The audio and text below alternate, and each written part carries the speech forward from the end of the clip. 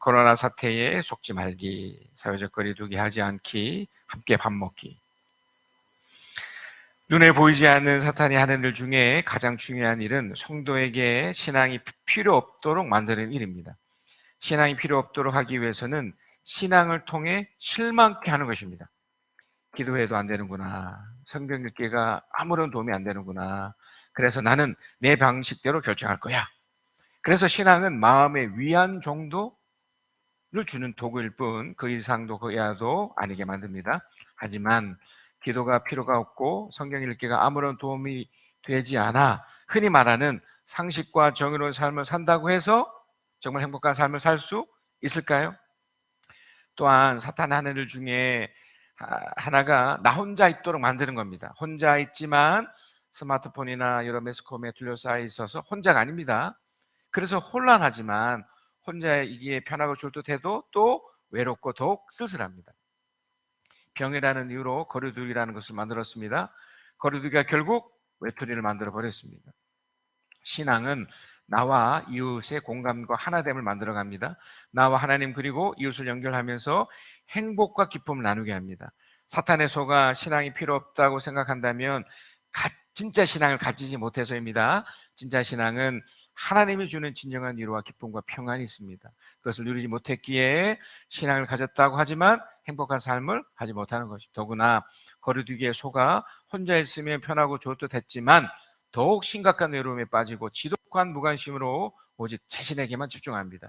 그렇기 때문에 신앙을 바로 가져야 합니다. 하나님의 은혜에 근거된 기쁨과 평안이 내 마음속에 늘 있어야 합니다. 상황 때문에 잠시 놀라고 잠깐 힘들 수 있지만 오래가도록 방치하면 안 됩니다. 또한 혼자가 아닌 함께 있어야 합니다. 사적 거리두기를 하는 것이 아니라 함께 하기를 해야 합니다. 그래서 부활 후 세 번째 주님의 제자를 만났을 때 하셨던 함께 밥 먹기를 해야 합니다. 올 둘째 주부터 본격적으로 주일 연합 예배 후 식사를 하겠습니다. 목장 모임도 적극적으로 집에서 집밥을 함께 먹도록 하겠습니다. 우리는 이렇게 하지 않으면 어떻게 무너지는지 코로나 사태 2년 4개월 동안 겪었습니다. 그래서 두려워하지 맙시다. 혼란하지 맙시다. 신앙의 본연의 모습을 찾읍시다. 신앙은 모든 것에 답이 됩니다. 사랑의 아버지 하나님, 허락하신 모든 시간과 삶에 감사를 드립니다. 오늘도 살아 역사하셔서 주님 허락하신 세상의 모든 시간과 삶들을 지나게 하시고 오늘 거룩한 주일 주님 앞에 나와 감사와 찬양의 예배의 자리로 인도해 주심에 감사를 드립니다. 이 허락하신 주일의 예배가 우리 대성교회 믿음의 식구들 한 사람 한 사람 모두에게 완전하신 주님의 말씀과 능력을 경험하는 축복과 기쁨의 소중한 시간 되기를 기도드립니다. 오직 주님의 말씀으로만 빛이 있으라 하시니 빛이 되어 세상을 밝히셨고 천하의 물이 한 곳으로 모이고 물이 드러나라 하시니 그대로 물이 된 주님의 말씀만이 우리의 길이요 빛이 되어 지금도 살아 역사하셔서 모든 삶의 순간순간까지도 주장하심에도 죄와 허물로 죽을 수밖에 없던 우리의 인간들을 주님의 그 소중하신 보혈의 피와 십자가로 다시 값도 없이 주님의 백성으로 택하시고 삼아주심에 진정으로 감사드립니다. 사랑의 아버지 하나님, 지난 2년의 긴 시간 끝도 해결의 기미조차 보이지 않았던 우리 인간의 힘으로는 도저히 감당치도 못하며 해결의 능력조차도 보이지 않았던 고통과 힘듦의 코로나 팬데믹 위기도 이제는 주님의 능력과 역사하심으로 역전되어 절망과 위기의 시간들이 서서히 일상의 회복으로 희망과 소망으로 다가오는 가운데 있사옵나이다.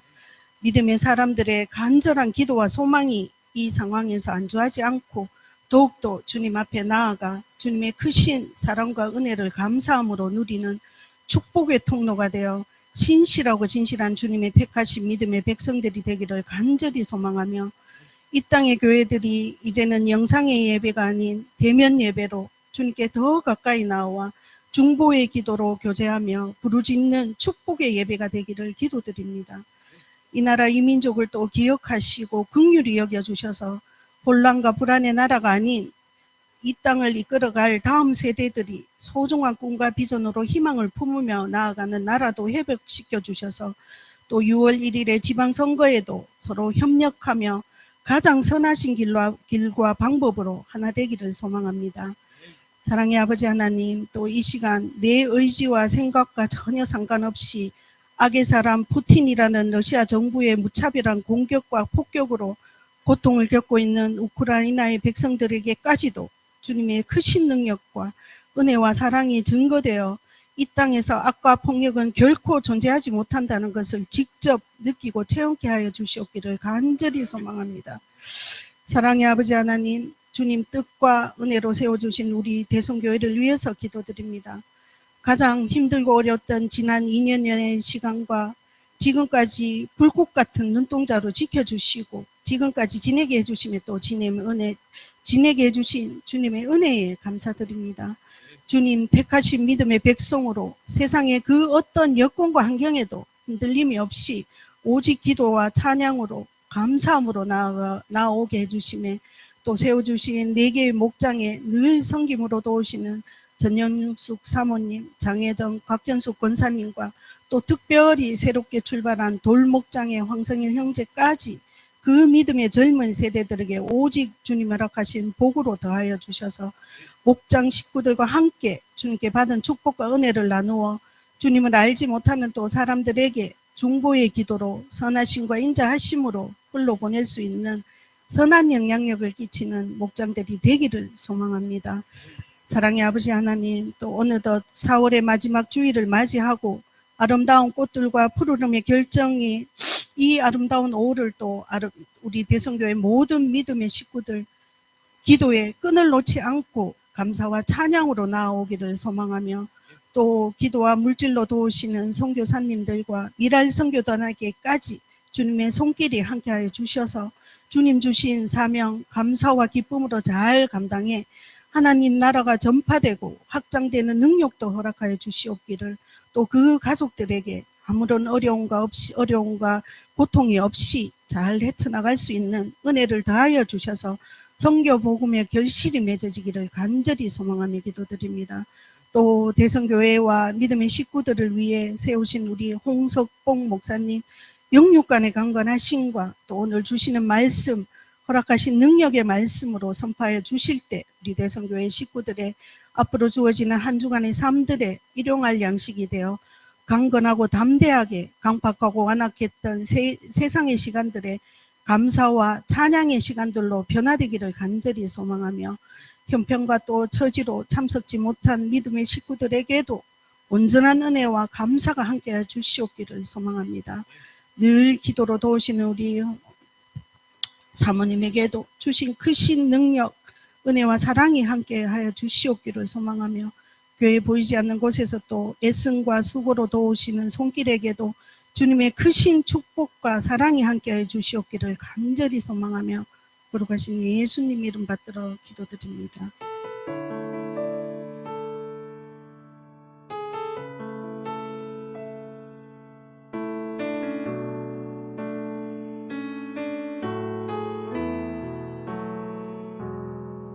내게 허락하신 시련을 통해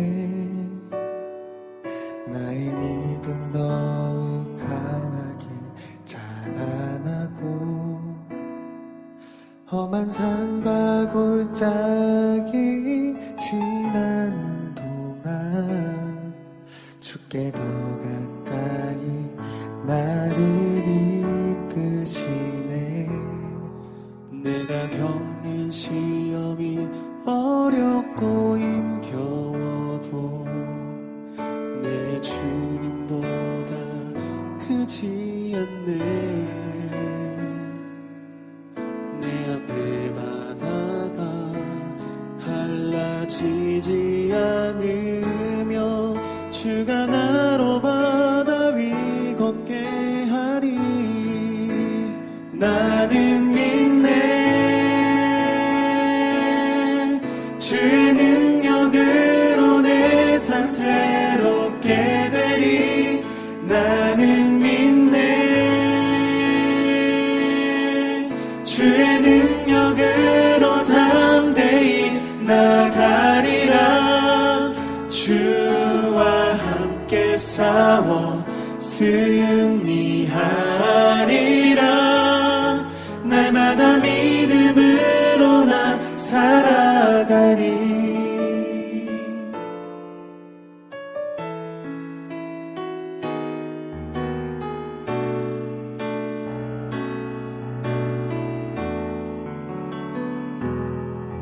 내가 겪는 시험이 어렵고 힘겨워도 내 주님보다 크지 않네. 내 앞에 바다가 갈라지지 않으며 주가 나로 바다 위 걷게 하리. 나는 믿네. 주의 능력으로 내 삶 새롭게 되니. 나는 믿네. 주의 능력으로 담대히 나가리라. 주와 함께 싸워 승리하리라. 날마다 믿음으로 나 살아가리. 나는 믿네. 주의 능력으로 내 삶 새롭게 되리. 나는 믿네. 주의 능력으로 담대히 나가리라. 주와 함께 싸워 승리하리라. 날마다 믿음으로 나 살아가리. 날마다 믿음으로 나 살아가리. 날마다 믿음으로 나 살아가리.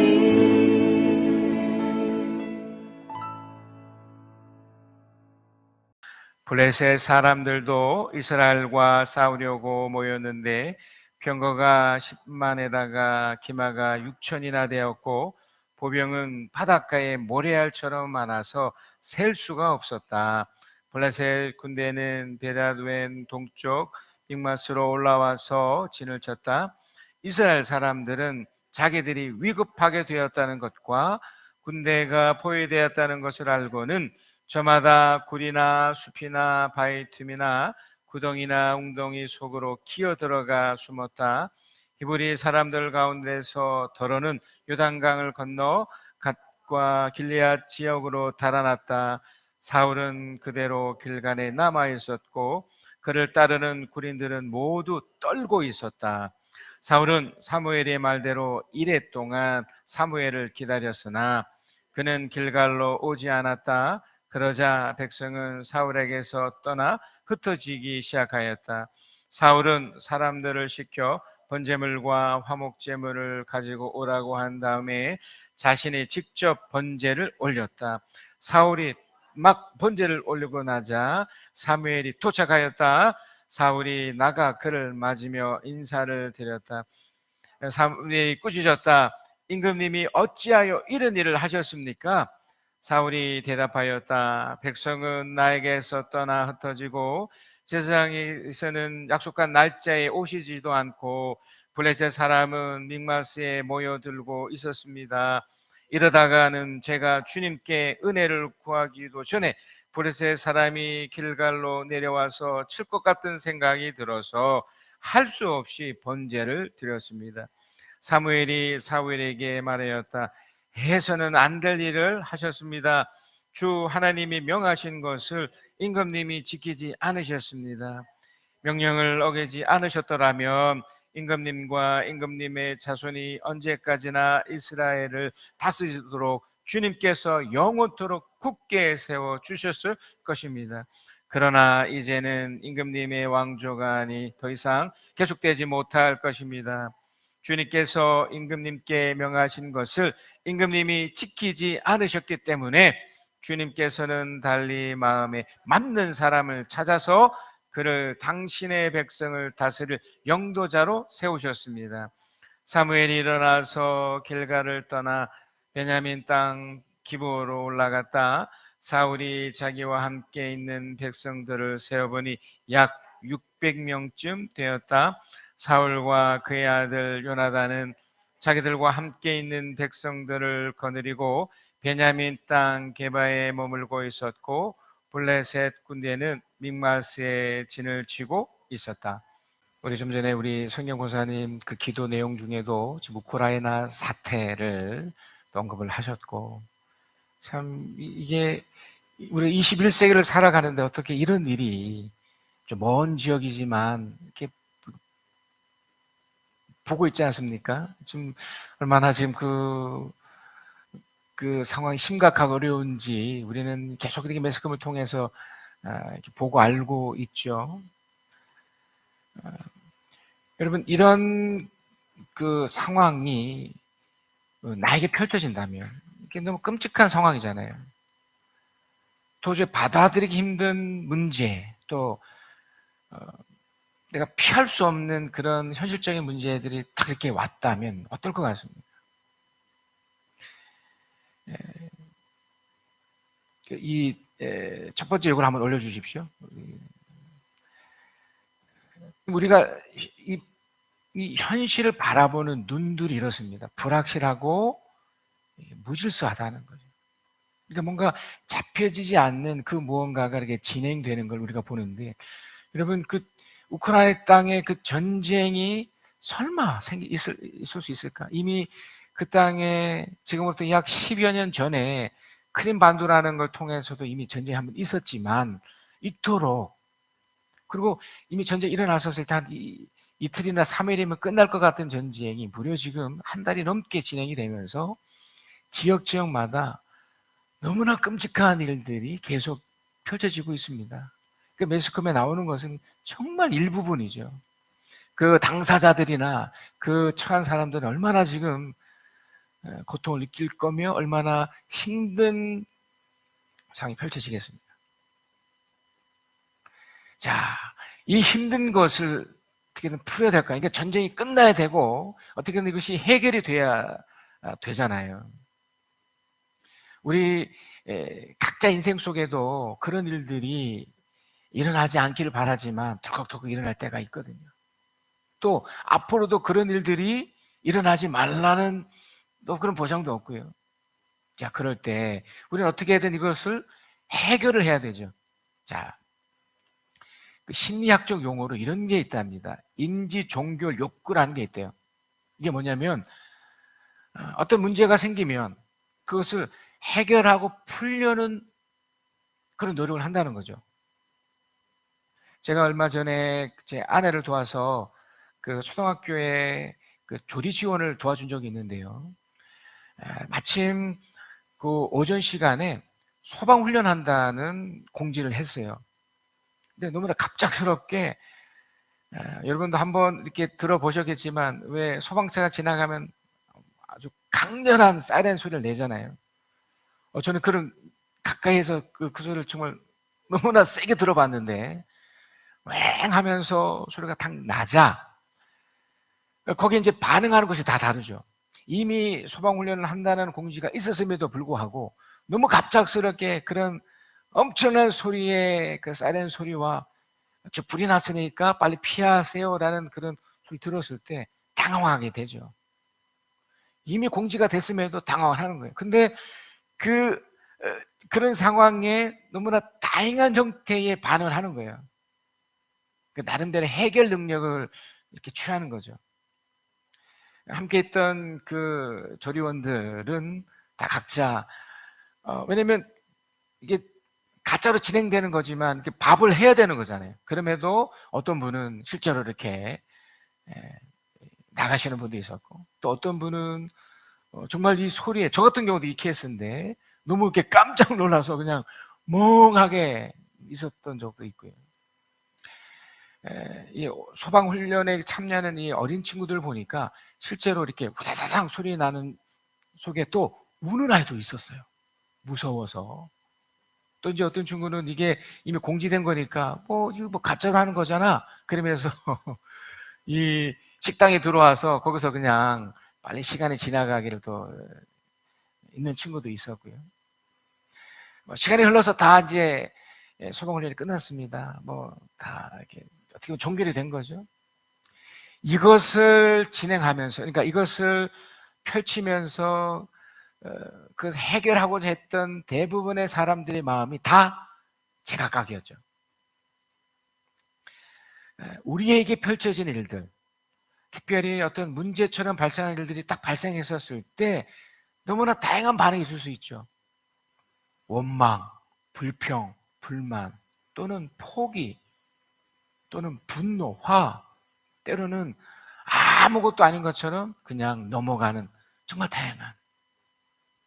그러니까 이렇게 사람은 종결, 그러니까 어떤 문제를 해결하고 싶은 욕구가 너무 강렬한 나머지 그것이 비상식적이든 비논리적이든 상관없이 해결하고자 하는 욕구가 생겨요.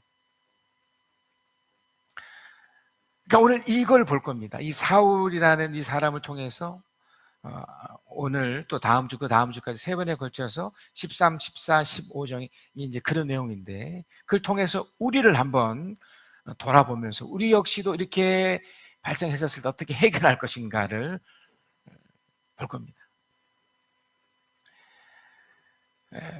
사울은 이제 이스라엘 왕이 되었죠. 우리 이제 본문에서 나타나는 것은 왕이 되었고 한 2년여가 지났습니다. 우리가 이미 이전에 그 암몬과의 전투를 통해서 이 사울 왕이 어떻게 했는지를 우리는 알고 있습니다. 정말 멋지게 이걸 해결했더랬어요. 자, 그리고 2년이 지나서 이제 오늘 본문의 일을 또 겪게 됩니다. 사무엘상 13장 1절에서 2절입니다. 사울이 왕이 되었을 때 그의 나이는 30살이었다. 그가 이스라엘을 다스린 것은 42해였다. 개역 개정 성경에는 그가 왕이 되었을 때가 40살이라고 되어 있어요. 이게 이제 번역상의 이게 오류가 아니라 이 번역상의 이제 해석이에요. 어떻게 보느냐. 성경은 지금 사울의 전기를 이야기하려는 게 아니거든요. 이 사람이 언제 태어나서 또 언제 죽고 또 뭘 했다. 그냥 이렇게 그걸 관찰하기 위해서 쓴 것이 아니고 그 사울에게 있어서 가장 중요한 것들을 거기에 그것을 뽑아서 지금 얘기하고 싶었던 거거든요. 그래서 그의 나이가 30살이 됐던 또 40이 됐던 그게 중요한 게 아니고 그 다음 내용, 그가 이스라엘 다스리는 것은 42해였다. 그러니까 42년 동안 펼쳐졌던 그의 삶 속에서 이제 그가 이걸 어떻게 그런 문제들을 해결했는가. 40여 년이 결코 작은 기간이 아니잖아요. 그 기간 동안 그는 나름대로의 인지 종교를 욕구에 의해서 뭔가를 해결해 버렸어요. 근데 그게 평생에 그 방법으로만 해결했다는 겁니다. 자, 이걸 통해서 우리는 뭔가를 이제 찾아야 됩니다. 자, 그래서 그가 어떻게 행동을 했느냐면, 자, 사무엘상 13장 2절입니다. 그는 이스라엘 3,000명을 뽑아서 그 가운데서 2,000명은 자기와 함께 믹마스와 베델 산지에 있게 하고 1,000명은 요단과 함께 베냐민 지하의 기브아로 보내고 나머지는 모두 각자의 집으로 돌려보냈다. 그의 그 역사 속에 그가 취했던 이 행동, 이 모습이 이제 오늘 제가 지금 말씀드리고자 하는 첫 번째 내용이에요. 자, 이게 겉으로 봤었을 때는 그에게 있어서 이 행동은 매우 정당한 거였습니다. 제가 이미 아까 말씀드렸듯이 우리가 사무엘상 11장에도 보았던 것처럼 암몬과의 전투가 있었던 것처럼 블레셋이라는 더 강력한 세력에 의해서 지금 전투 중에 있어서 싸움을 하고 있는 중이었다는 거죠. 이 강대국이었던 이 블레셋은 어떻게 보면 이제 상대적으로 약했던 이 이스라엘 족속을 끊임없이 공격을 했고 끊임없이 싸웠습니다. 이 이후에도 다윗 시대에도 똑같이 이 전쟁은 이어지고 있었습니다. 그렇기 때문에 사울의 입장에서는 비록 자기가 왕이 되었지만 책임감으로 가장 현실적인 해결책을 내세운 거죠. 그게 뭡니까? 군사적으로 싸움을 막고자 했던 거예요. 그래서 이스라엘 사람 중에서 뭐 그냥 사람을 뽑았겠습니까? 3천 명이라는 엄청난 사람을, 그러니까 군인으로서 역할을 제대로 감당할 수 있는 사람을 뽑아서 나름대로 배치시킨 거예요. 그러니까 그 블레셋 공격 앞에 현실적인 가장 현명한 대처를 했던 거죠. 그러니까 우리 입장에서도 이건 아주 훌륭한 태도예요. 아주 훌륭한 모습입니다. 더군다나 사무엘상 13장 3절에 보면 요나단이 게바에 있는 블레셋 사람의 수비대를 치자 블레셋 사람들이 그것을 들었다. 사울은 이 온 나라에 나팔 불어서 히브리 사람 소집을 내렸다. 가장 현명한 태도는요, 그러니까 적과 이렇게 대치되고 있었을 때 싸움을 먼저 걸어버리는 거예요. 언제 이길지 모르고 언제 질지 모르는 그 상황에서 현명하다는 것은 먼저 선제공을 하는 거잖아요. 러시아가 이제 그런 일을 벌인 거잖아요. 명분은 있죠. 그 우크라이나가 우리를 이렇게 침범할 수 있다. 러시아 입장에서는 말도 안 되는 거지만 러시아가 침범해버린 거죠. 수비대를 친 겁니다. 이 요나단, 그 사울의 아들이면서 다윗의 또 친구였고, 결국 그 이스라엘에서 가장 현재까지 가장 강력한 영향을 주고 또 이렇게 역할을 했던 이 요나단이 직접 나서서 수비대를 쳐요. 이 관련된 내용이 이제 14장에 나오지만, 수비대를 쳤다는 것은 비록 너희들이 우리를 공격하고 있지만 우리를 만만히 보면 안 돼. 우리는 맞서 싸울 수 있어. 를 보여주었던 거예요. 수비대를 쳤다는 것은 그만큼 힘이 있다는 걸 보여주는 거였기 때문에 아주 잘한 일인 거예요. 자, 그런데 상황은 지금 어떻게 돌아가냐면 반대로 돌아가요. 이제 수비대를 쳐서 그러면 그 상대쪽 블레셋이 놀래가지고, 물론 이김도 있었습니다. 이 이스라엘이 이김도 있었지만 와, 이렇게 놀래가지고 이렇게 포기하고 이렇게 더 이상 침략하지 않을 줄 알았던 것 같아요. 그래서 더 많은 사람들을 불러 모으고 한번 싸워보자 이렇게 됐던 겁니다. 근데 상황은 정반대로 흘러갑니다. 그러니까 문제를 해결하려고 이렇게 나섰는데, 그래서 해결될 것 같아요. 근데 이게 엎친 데 덮친 격이라는 말을 쓰죠. 정반대로 흘러갑니다. 자, 사무엘상 13장 6절에서 7절이에요. 우리가 읽었던 본문인데 한번 같이 읽겠습니다. 시작. 이스라엘 사람들은 자기들이 위급하게 되었다는 것과 군대가 포위되었다는 것을 알고는 저마다 굴이나 숲이나 바위 틈이나 구덩이나 웅덩이 속으로 기어 들어가 숨었다. 히브리 사람들 가운데서 더러는 요단강을 건너 갓과 길앗 지역으로 달아났다. 사울은 그대로 길갈에 남아 있었고 그를 따르는 군인들은 모두 떨고 있었다. 여러분 어떠세요? 제가 조금 전에 어떤 말씀드렸냐면 사울과 요나단이 이렇게 했었을 때 이길 수 있을 것이라는 그런 기대가 분명히 있었습니다. 이미 그들은 암모를 한번 이겨본 경험도 있고, 또 엄청나게 사람들이 동원되었을 때, 또 으쌰하자라고 했었을 때 모여서 뭔가 해냈던 경험이 있었기 때문에 충분히, 비록 우리가 열세지만, 우리가 좀 열악하지만 이렇게 하면 뭔가 되겠다, 해결책을 기가 막히게 내었어요. 근데 결과는 어떻게 됐죠? 그들이 오히려 도망간 거예요.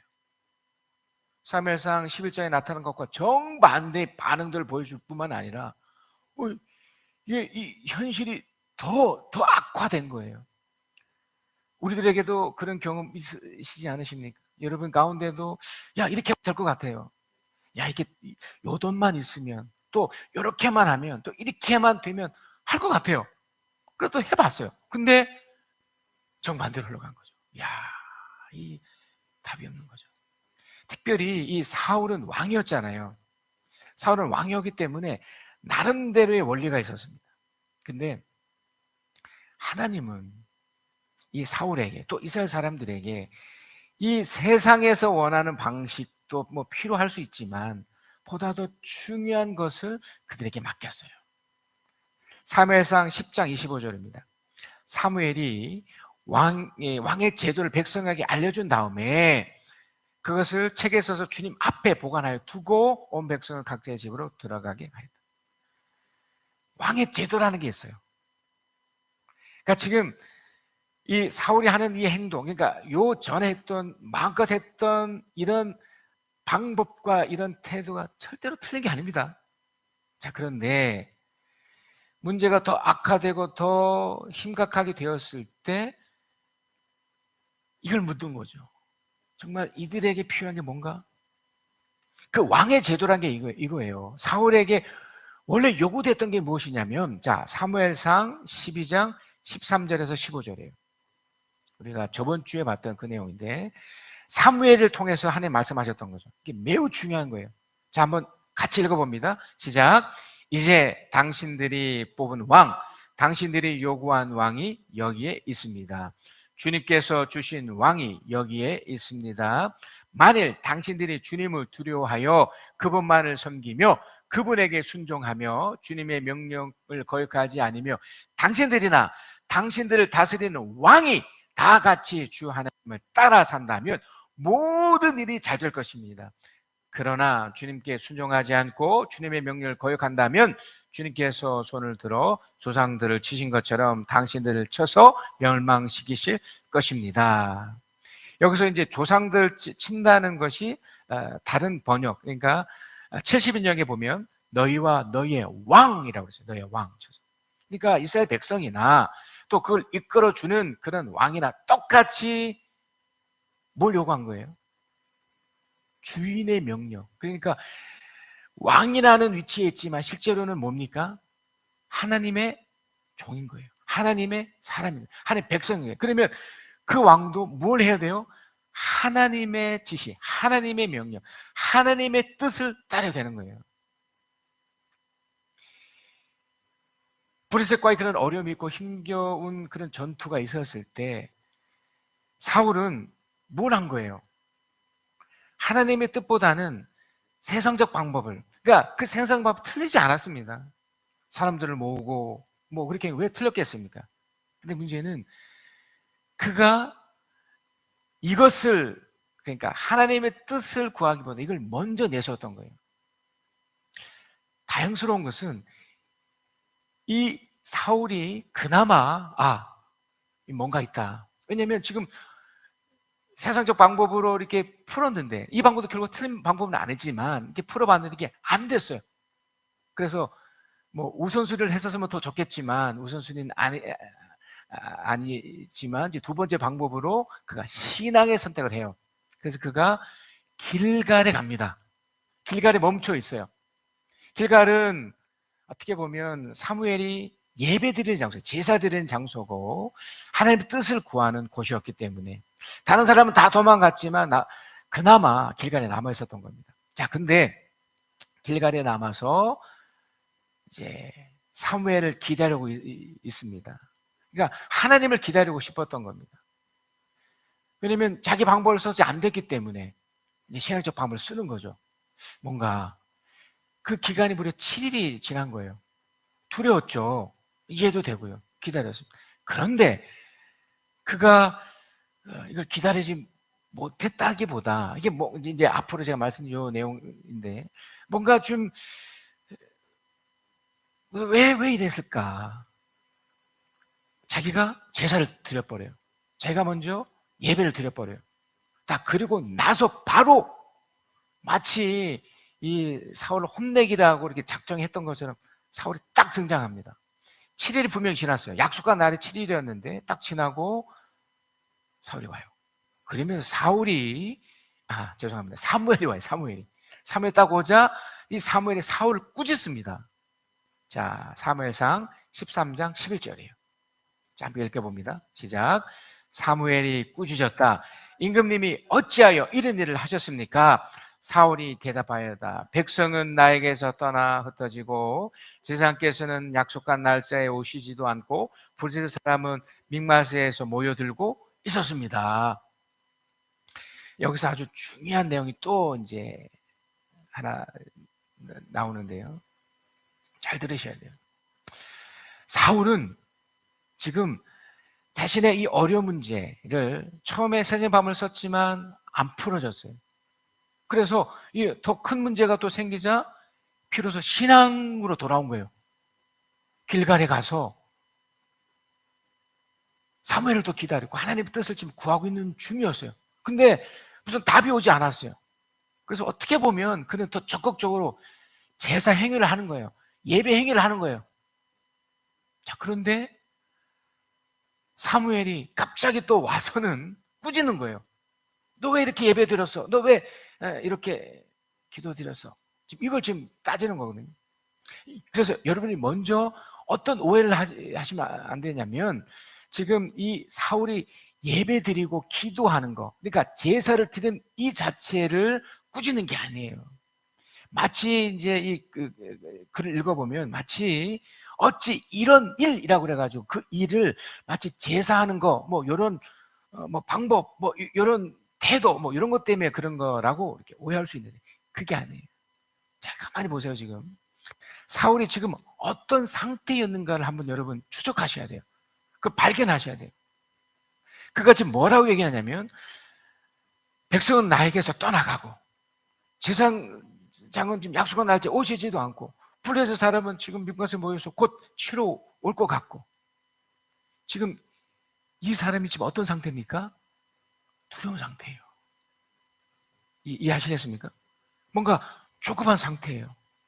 그래서 지금 어떤 거냐면, 예배를 드리고 왔는데 하나님이 뭔가 무슨 뜻이 분명히 있는 것은 알겠지만 하나님을 생각하지 않는 거예요. 정말 자기 자신에게만 집중하는 거예요. 아, 내가 너무 힘들어요. 내가 너무 괴로워요. 내가 이렇게 풀어봤는데 이게 안 됐던 거예요. 지금 이 문제가 지금 엎친 데 덮친 격으로 큰일 났어요. 막 난리가 난 거예요, 스스로. 이와 유사한 사람이 모세입니다, 모세. 우리는 그를 굉장히 훌륭하게 보고 대단하게 보지만 그가 치명적인 실수를 이 사울처럼 한 적이 있어요. 민수기 20장 10절에서 10절이에요. 10절에서 11절. 모세와 아론은 총회를 바위 앞에 불러 모았다. 모세가 그들에게 말하였다. 반역자는 들으시오. 우리가 이 바위에서 당신들의 마실 물을 나오게 하리오. 모세가 팔을 높이 들고 그의 지팡이로 바위를 2번 쳤다. 그랬더니 많은 물이 솟아나왔고 회중과 그들의 가족대가 마셨다. 이제 출애굽을 한 후에 시간이 많이 흘렀습니다. 그래서 하나님을 많이 경험을 했던 모세였어요. 그리고 곧 있으면 가나안에 들어가기 얼마 앞둔 상황에서 이제 전쟁을 이렇게 치르면서 아말렉과 전투에 치르면서 계속 가던 중에, 그러니까 물이 없었던 겁니다. 어떻게 보면 심각한 거죠. 물이 없었는데 그 물이 없는 걸 향해 이 이스라엘 백성들이 막 불평과 불만이 막 일어났던 거예요. 자, 이 모습을 모세가 봅니다. 근데 이 모습이 한두 번 본 것이 아니라 이미 어떤 전쟁이 있었죠? 40년 동안 무슨 매일 본 거예요. 근데 또 그렇게 본 거예요. 또 보자 이 모세가 어떤 마음이 들었겠어요. 이게 중요해요. 이게 물이 나왔습니다. 결국 물이 나와서 배불리 또 물도 먹고 뭔가를 얻었습니다. 그럼에도 지금 모세는 어떤 상태일까요?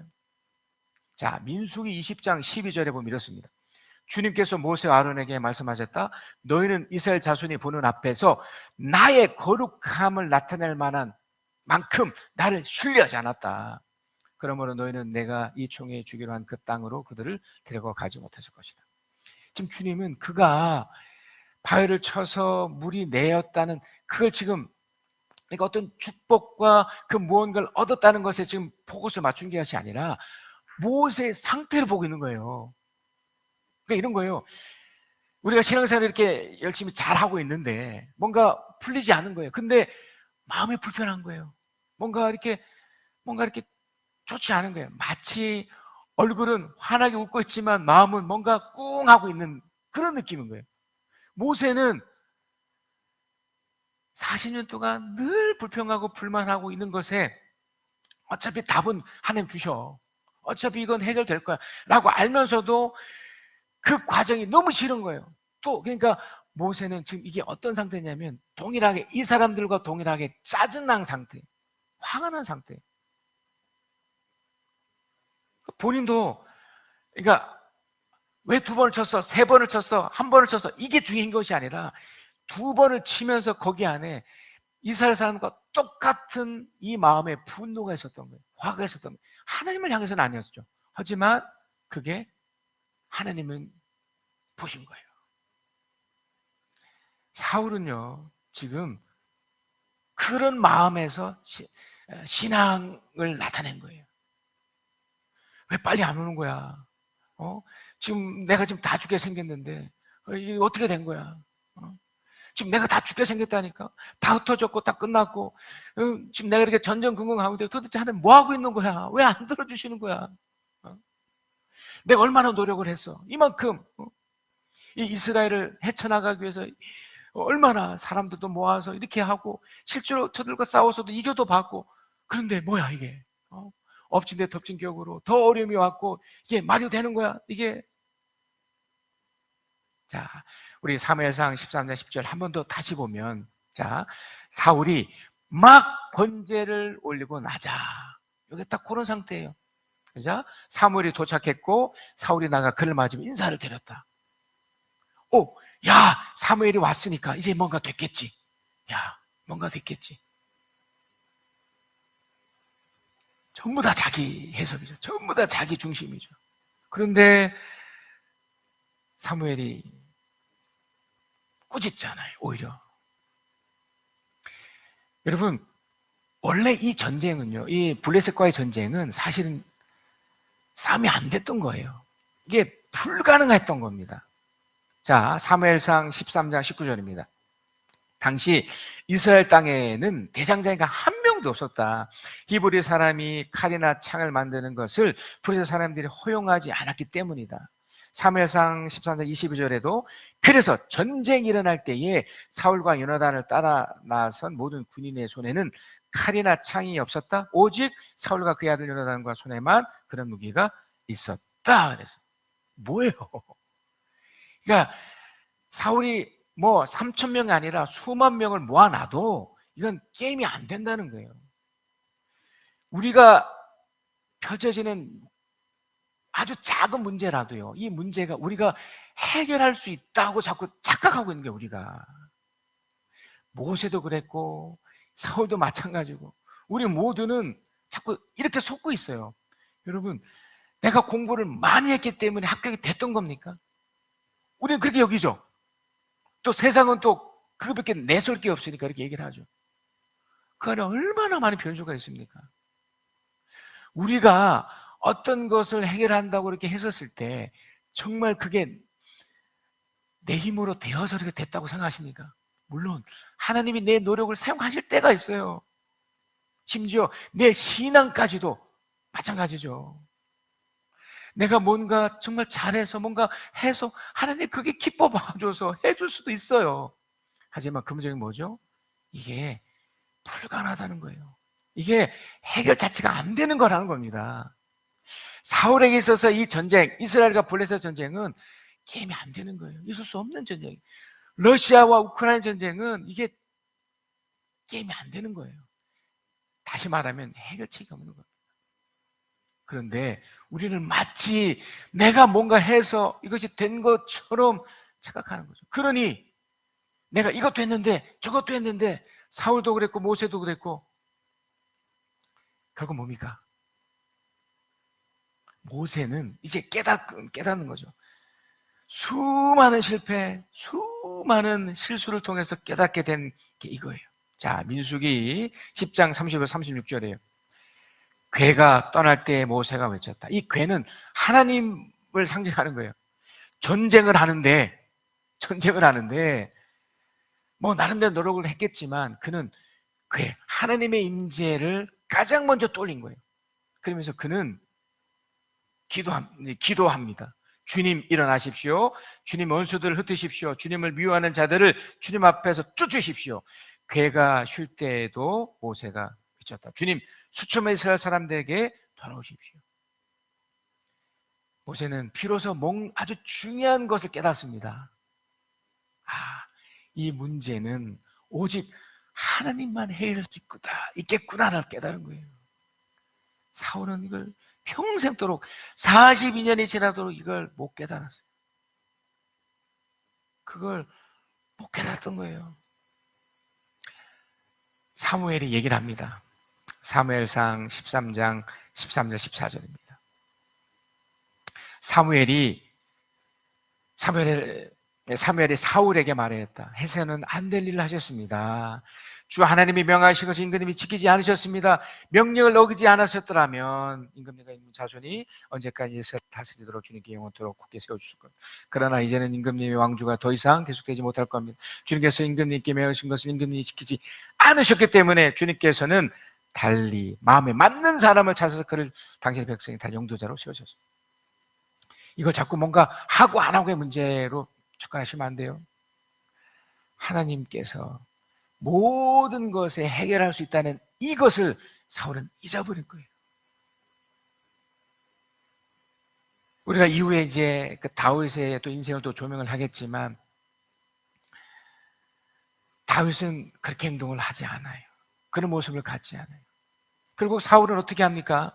사무엘상 14장 15절에요. 사무엘이 일어나 길갈을 떠나 베냐민 땅 기브론으로 올라갔고 사울이 자기 함께 있던 백성들 세우니 600명쯤 되었다. 600명 갖고 뭐 하겠어요? 그리고 이제 다른 해석에 보니까 길갈로 떠나 자기 길로 갔고 나머지 백성들은 사울을 따라 군대를 합세하여 길갈로 떠나 베냐민 땅 기브론으로 올라갔다. 600명 가지고 싸워보겠다고 나간 거예요. 하나님은 그 전쟁에 아무런 관여도 하지 않는 것이라고 생각했던 거예요. 그러니까 지금 사울은 뭘 보는 거예요? 그 600명을 보는 거예요. 600명 갖고 이길 수 있습니까? 게임이 안 되는 거죠. 결론입니다. 결국 다윗이 말하고 싶었던 게 이것이에요. 그러니까 하나님의 사람들이 결국 이것 때문에 싸우는 거예요. 우리 한번 같이 읽어볼까요? 자, 사무엘상 17장 47절 시작. 주님께서는 칼이나 창 따위를 쓰셔서 구원하는 것이 아니라는 것을 여기에 모이는 이 온 무리가 알게 하겠다. 전쟁에서 이기고 지는 것은 주님께 달린 것이다. 주님께서 너희를 모두 우리 손에 넘겨주실 것이다. 전쟁은 누구 손에 달렸다고요? 하나님 손에 달린 거예요. 주님 손에 달린 거예요. 우리 성령 하나님 손에 달려있는 거예요. 그럼 나는 뭘 해야 됩니까? 나는 뭘 해야 돼요? 주님 편에서 주님을 믿고 있으면 되죠. 그러면 그 주님 믿고 있는 사람의 마음의 상태가 어떤 상태일까요? 사울의 상태일까요? 안타까웠던 그 모세의 상태일까요? 아니죠. 하나님의 다윗의 상태겠죠. 지금 다윗이 이후에도 보겠지만 골리앗과 전투를 앞두고 있었어요. 어떤 마음이었을까? 야, 이거 어떻게 하면 저 사람을 이길까? 나름대로 노력을 했습니다. 이전에 광야에 있을 때 목동을 칠 때 뭐 나름대로 뭐 본의 아닌 연습도 했었을 거고 했습니다. 그러나 그는 그 마음 상태가 어떤 상태였느냐면 하나님을 기대하면서 그 마음에 편안한 상태였어요. 다시 말하면 하나님의 이 음성을 붙잡고 있었던 거예요. 다윗, 괜찮아. 내가 있어. 걱정하지 마. 괜찮다니까. 내가 있으니까 너 안심하고 있어. 무슨 말씀이세요? 지금 골리앗이 덤비고 있는데요. 지금 이 블레셋이 나를 치러 왔는데요. 지금 사울과 그 많은 사람들 다 이러고 있었어요. 하지만 그는 어떻게 하고 있었다고요? 하나님이 괜찮습니다라는 걸 듣고 있었던 거예요. 여러분, 우리 인생 속에 이 음성을 들으셔야 돼요. 지금 이 상황 속에 앞이 어떻게 될지 어차피 불확실한 현실이에요. 앞으로 될지 아무도 모릅니다. 누구만 알고 있나요? 하나님만 알고 있습니다. 분명한 사실은 우리도 반드시 잘 될 것이라는 기대가 있어요. 근데 현실이 어렵다고 해서 나는 왜 원망하고 불평하고 서 있습니까? 하나님이 괜찮다는데, 하나님이 아무렇지도 않다는데 왜 네가 결정권자가 아니잖아. 내가 결정권자인데 왜? 가끔 제 아내랑 이제 다툴 때 제가 그런 얘기를 해주죠. 사랑하는 아내에게 하는 말이지. 내가 결정할 거니까 걱정하지 마. 괜찮아. 내가 있잖아. 여러분의 자녀에게도 그 얘기 해줄 수 있잖아요. 그렇지 않나요? 이제 돈도 없고 이거 안 돼서 나 어떻게 하지? 그때 부모가 늘 하는 말이 뭐예요? 괜찮아. 내가 있잖아. 아빠인 내가 있잖아. 야, 엄마인 내가 있잖아. 지금 병들어서 곧 죽을 것 같아요. 그때 엄마 아빠가 할 수 있는 말이 뭐예요? 나 못해. 안 돼. 그것이 못 들을지라도 하는 말이 괜찮아. 내가 있잖아. 내가 도와줄게. 어떻게든. 실제로 집이라도 팔고 뭐라도 팔아서 어떻게든 도와주려고 하는 게 부모의 마음이잖아요. 하나님은 지금 우리가 이런 문제가 있을 때 그 상태에 있기를 원하셨던 겁니다. 여러분 이걸 기억하셔야 돼요. 우리 인생 중에 펼쳐질 때 수많은 일들이 계속 생깁니다. 코로나가 끝났다고 끝난 건가요? 아니잖아요. 여전히 그런 게 있을 때마다 어떻게 합니까? 우리가 좀 전에 불렀던 내게 허락하신 시련을 통해, 이게 원래는 그 남미에서, 그 브라질에서 어떤 우리처럼 이렇게 복음성입니다. 복음성인데 이제 번역해서 나온 것. 이 가사가 너무 멋져요. 내게 허락하신 시련을 통해. 그러니까 주님이 그걸 허락하신 거예요. 근데 나는 그 시련을, 그래요, 내 나름대로 노력을 합니다. 해결해 보려고 하지만 안 되는 거죠. 그런데 그 시련이 오히려 나를 어떻게 만들어주나요? 하나님을 더 믿고 나의 믿음이 더욱 강하게 자라나고, 또 험한 산과 골짜기가 주께 더 가까이 나를 이끄시네. 어떠십니까? 어려움이 생기고 힘들 때 우리는 반드시 이 마음을 가져야 돼요. 두렵죠? 어렵죠? 힘겹죠? 그래서 우리가 인간이라는 것이 드러난 거잖아요. 우리는 하나님이 아니라니까요. 우리는 결정권자가 아니라니까요. 근데 뭘 봅니까? 하나님이 더 크심을 보는 거예요. 풍랑이 엄청나게 막 펼쳐지고 있을 때 제자들과 예수님이 함께 배를 타고 있었습니다. 저 건너가야 돼요. 왜 풍랑이 일어난지 그땐 중요하지 않아요. 풍랑이 일어나고 있어요. 난리가 났습니다. 근데 놀라운 게 주님만 그 풍랑에서 자고 있는 거예요. 또 풍랑이 일어나는데 또 한 경우는요, 주님이 저 멀리서 오고 있는 거예요. 난리가 난 거죠. 유령이다. 나야. 괜찮아. 나야. 놀라지 마. 나니까. 베드로가 그러죠. 만약에 주님이시면 나를 이 무리를 걷게 해달라고. 와. 근데 주님을 보지 않고 풍랑을 봐요. 폭 빠져요. 즉시 건져내셔서 똑같은 말씀하시. 괜찮아. 내가 있잖아. 괜찮다니까. 내 앞에 바다가 갈라지지 않으면 주가 나로 바로 위를 걷게 하리. 그러면서 오늘 여러분 어떤 상태이셔야 되냐면 하나님을 믿는 상태가 되셔야 돼요. 맞네. 이 문제를 넘어서 진짜 해결자, 진짜 풀어가실 그분을 내가 믿으면 되는 거구나.